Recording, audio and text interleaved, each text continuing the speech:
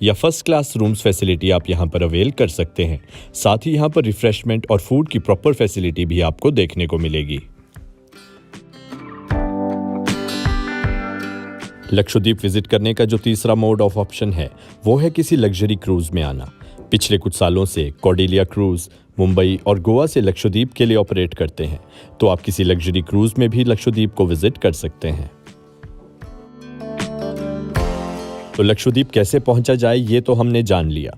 अब हम आपको लक्षद्वीप के खूबसूरत आइलैंड्स के वर्चुअल टूर पर लेकर चलते हैं। सबसे पहले हम एक्सप्लोर करेंगे अगाती आइलैंड।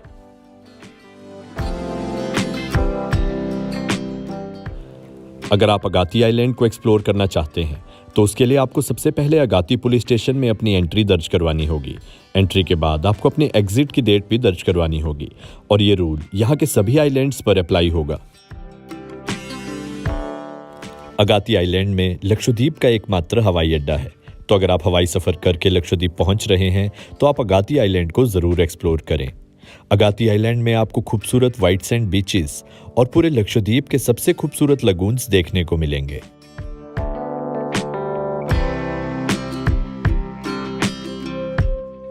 खूबसूरत अगाती आइलैंड की कोची से दूरी लगभग 460 किलोमीटर है। लगभग 7 किलोमीटर लंबा ये छोटा सा आइलैंड, इसका कुल क्षेत्रफल लगभग 3.86 स्क्वायर किलोमीटर है। अगाती आइलैंड में आपको ईस्टर्न, वेस्टर्न और नॉर्दर्न साइड में बहुत सारे खूबसूरत बीच देखने को मिलेंगे। ये सभी बीच बहुत ही साफ सुथरे होते हैं और आप इन सभी को एक्सप्लोर कर सकते हैं। अगाती आइलैंड को एक्सप्लोर करने के लिए या तो आप टैक्सी या फिर लोकल ऑटो हायर कर सकते हैं। एक और अच्छा ऑप्शन हो सकता है यहाँ पे एक लोकल बाइक रेंट करना। 200 से 300 रुपए के नॉमिनल रेंट पे आपको यहाँ पर बाइक रेंट पर इजीली मिल जाएगी।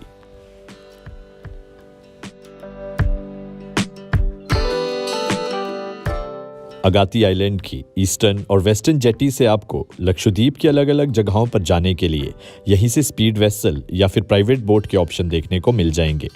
अगर आप स्पेशली बंगारम जाना चाहते हैं तो यहीं से प्राइवेट बोट हायर करके आप बंगारम आइलैंड का रुख भी कर सकते हैं, जिसके लिए आपको लगभग 7 से 8 हज़ार रुपए का रेंट पे करना पड़ेगा एक प्राइवेट बोट के लिए।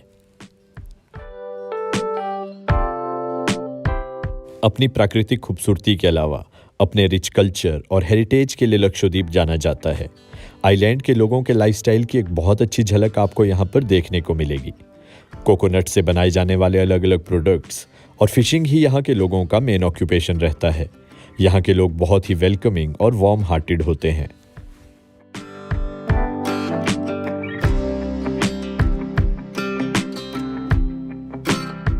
अगर बात की जाए कि लक्षद्वीप जाने का सबसे अच्छा समय कौन सा है, तो अक्टूबर महीने से लेकर अप्रैल महीने तक का समय लक्षद्वीप घूमने के लिए सबसे अच्छा माना जाता है। इस समय यहाँ का तापमान लगभग 30 डिग्री के आसपास रहता है और सुबह और शाम का मौसम बहुत ही सुखद रहता है। तो अगर बात की जाए लक्षद्वीप में मोबाइल नेटवर्क और इंटरनेट कनेक्टिविटी के बारे में, तो आपको लक्षद्वीप में BSNL और एयरटेल का कॉलिंग नेटवर्क देखने को मिल जाएगा। इंटरनेट आपको यहाँ पर 4G स्पीड का देखने को नहीं मिलेगा, लेकिन ये बात इस समय की है। आने वाले समय में कोची से लक्षद्वीप के लिए एक सबमरीन ऑप्टिकल फाइबर केबल का निर्माण हो रहा है। ये काम जब पूरा हो जाएगा तो हमें लक्षद्वीप में प्रॉपर मोबाइल नेटवर्क देखने को मिलेगा और हमारे इंटरनेट की स्पीड भी हमें प्रॉपर देखने को मिलेगी। तो अगर बात की जाए लक्षद्वीप के सबसे खास बात के बारे में, जो कि है यहाँ के रोमांचक वाटर स्पोर्ट्स। लक्षद्वीप सिर्फ भारत ही नहीं बल्कि पूरी दुनिया में वाटर स्पोर्ट्स के लिए सबसे उत्तम जगह है, जिसका प्रमुख कारण है लक्षद्वीप, खासकर अगाती आइलैंड चारों ओर से कोरल से घिरा हुआ है, जिसके कारण हमें यहाँ पर बहुत खूबसूरत लगून्स देखने को मिलते हैं। इन लगून्स का क्रिस्टल क्लियर पानी वाटर स्पोर्ट्स के लिए सबसे अच्छी जगह मानी जाती है।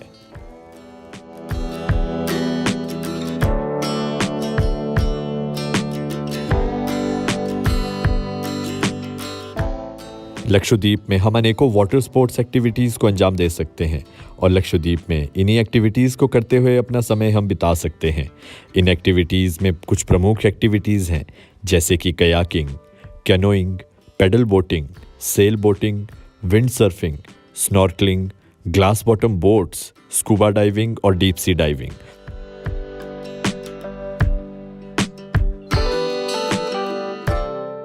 अगर आप लक्षद्वीप के किसी भी आइलैंड पर स्टे कर रहे हैं तो एक रिकमेंडेशन हमारी आपको ये ज़रूर रहेगी कि आप सनसेट का नज़ारा मिस ना करें।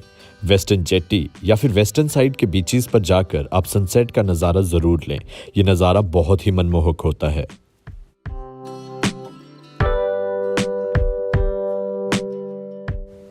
जब आप शाम को बीच पर घूमने जाएंगे तो आपको यहाँ पर बहुत से बच्चे फुटबॉल और वॉलीबॉल के मैचेस खेलते हुए देखने को मिल जाएंगे। आप भी किसी टीम का पार्ट बन के फुटबॉल और वॉलीबॉल का मैच खेल सकते हैं। यहाँ पर अभी रिसेंटली एक इंटर आइलैंड फुटबॉल और वॉलीबॉल टूर्नामेंट हुआ था।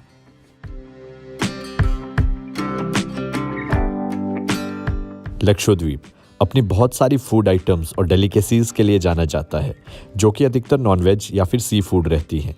अगर आप प्योर वेज हैं और आप लक्षद्वीप घूमने आए हैं तो आपको शायद प्योर वेज खाना ढूंढने में थोड़ी दिक्कत हो सकती है, लेकिन आपको अपने होटल या फिर रिजॉर्ट में प्योर वेज खाना सर्व हो सकता है। अगाती आइलैंड में आपको लिमिटेड रेस्टोरेंट्स ही देखने को मिलेंगे, जिनमें से कुछ एक का नाम है पंचायत, मुबारक और कुकुम्बर रेस्टोरेंट। इस बार वेट कम करके सबका